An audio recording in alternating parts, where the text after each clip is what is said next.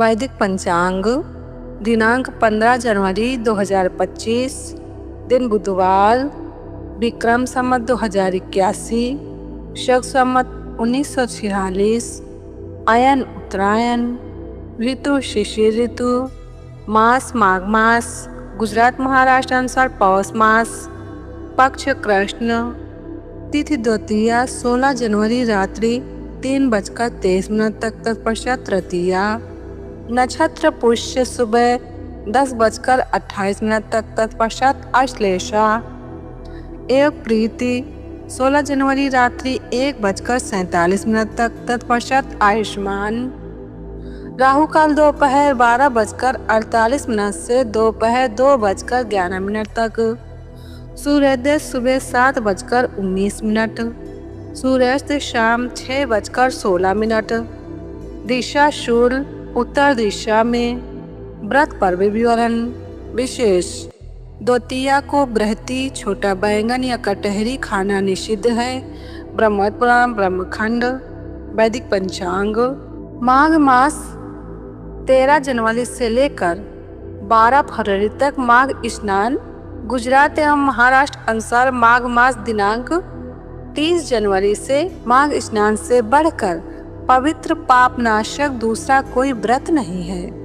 एकादशी के व्रत की महिमा है, गंगा स्नान की महिमा है, लेकिन माघ मास में सभी तिथियां पर्व हैं, सभी तिथियां पूनम हैं और माघ मास में सूर्योदय से थोड़ी देर पहले स्नान करना पाप नाशक और आरोग्यप्रद और प्रभाव बढ़ाने वाला है। पाप नाशनी ऊर्जा मिलने से बुद्धि शुद्ध होती है, इरादे सुंदर होते हैं। पद्म पुराण में ब्रह्मा जी ऋषि भृगु से कहते हैं कि तप परम ध्यानम त्रेतायाम जन्म तथाह द्वापरे व कलो दानम माघ सर्व युगे शुचु। अब इसका अर्थ भी समझ लेते हैं। सतयुग में तपस्या से उत्तम पद की प्राप्ति होती है, त्रेता में ज्ञान, द्वापर में भगवत पूजा से और कलयुग में दान सर्वोपरि माना गया है।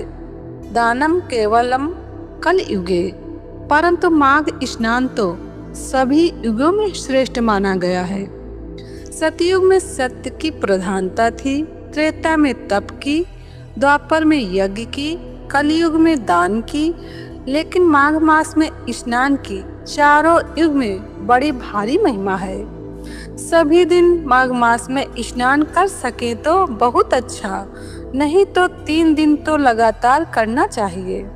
बीच में तो करें, लेकिन आखिरी 3 दिन तो जरूर करना चाहिए। माघ मास का इतना प्रभाव है कि सभी जल गंगा जल के तीर्थ पर्व के समान है। पुष्कर, कुरुक्षेत्र, काशी, प्रयाग में 10 वर्ष पवित्र शौच, संतोष आदि नियम पालने से जो फल मिलता है, माघ मास में 3 दिन स्नान करने से वो फल मिल जाता है। खाली 3 दिन माघ मास प्रातः स्नान सब कुछ देता है।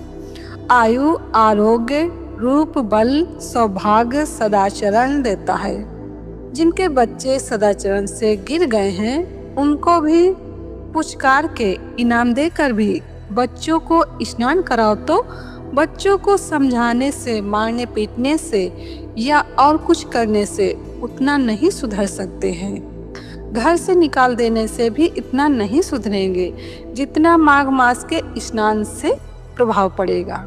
तो सदाचरण, संतान वृद्धि, सत्संग, सत्य और उदार भाव आदि का प्रादित्य होता है।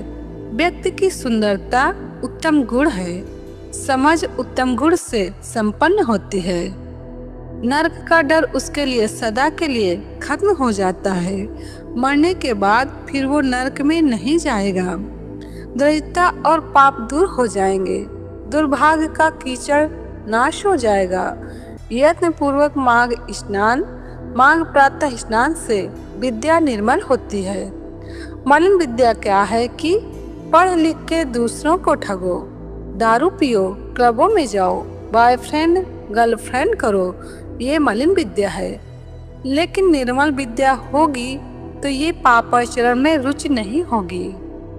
माघ प्रातः स्नान से विद्या निर्मल कीर्ति बढ़ती है, आरोग्य और आयुष्य अक्षय धन की प्राप्ति होती है। जो धन कभी नष्ट न हो वो अक्षय धन की भी प्राप्ति होती है। रुपए पैसे तो छोड़ के मरना पड़ता है, दूसरा अक्षय धन वो भी प्राप्त होता है। समस्त पापों से मुक्ति और इंद्रलोक की प्राप्ति सहज में हो जाती है, अर्थात स्वर्गलोक की प्राप्ति। पद्म पुराण में वशिष्ठ जी भगवान कहते हैं, भगवान के गुरु भगवान वशिष्ठ जी कहते हैं, वैशाख में जल अन्न दान उत्तम है, कार्तिक में तपस्या और पूजा, माघ में जप और होम दान उत्तम है। प्रिय वस्तु अर्थात रुचिकर वस्तु का त्याग करने से व्यक्ति वासनाओं की गुलामी के जंजाल को काटने वाला बल ले आता है।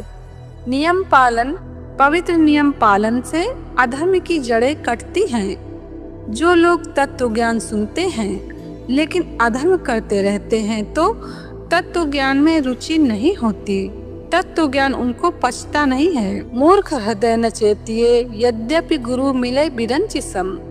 ब्रह्मा जी जैसा गुरु मिले लेकिन जिसको अधर्म में रुचि है वो फिर फिसल जाता है।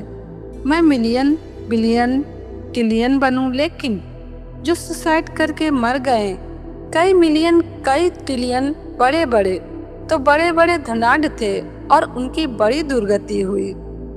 तो जिस वस्तु में आसक्ति है उस वस्तु को बलपूर्वक त्याग दें तो अधर्म की जड़ें कटती हैं। सकाम भावना से माघ महीने का स्नान करने वाले को मनोवांछित फल प्राप्त होता है, लेकिन निष्काम भाव से कुछ नहीं चाहिए, खाली भगवत प्रसन्नता भगवत प्राप्ति के लिए माघ का स्नान करता है तो उसको भगवत प्राप्ति में भी बहुत बहुत आसानी होती है। सामर्थ्य के अनुसार प्रतिदिन हवन और एक बार भोजन करें। माघ मास में 3 बार खाना ये आध्यात्मिक जगत में और बच्चों के लिए 3 बार भोजन बुद्धि मोटी बना देगा।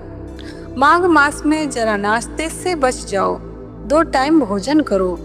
लिखा तो 1 टाइम है लेकिन फिर भी 2 टाइम कर सकते हैं। माघ मास में पति पत्नी के संपर्क से दूर रहने वाला व्यक्ति दीर्घ आयु वाला रहता है और संपर्क करने वाले की आयुष्य नष्ट होती है। भूमि पे शयन नहीं तो गद्दा हटाकर सादे बिस्तर पर, पलंग पर और धन में विद्या में जितना भी कमजोर हो, असमर्थ को उतना ही उसको बलपूर्वक माघ स्नान कर लेना चाहिए, तो धन में, बल में, विद्या में बढ़ेगा। माघ मास का स्नान असमर्थ को सामर्थ्य देता है, निर्धन को धन देता है, बीमार को आरोग्य देता है, पापी को पुण्य, निर्बल को बल देता है। माघ मास में तिल उपटन स्नान मिक्सी में पिस जाते हैं, थोड़ा पानी में घोल बनाकर शरीर को मलकर फिर तिल और जौ वो पूर्ण स्नान है। उपटन स्नान तर्पण, हवन और दान और भोजन में भी थोड़ा तिल हो जाए वे कष्ट निवारक है। पूज्य बापू जी। वैदिक पंचांग संपादक अंजनी बहन नीलेश ठक्कर। वैदिक पंचांग प्रकाशित सूरत शहर गुजरात। वैदिक पंचांग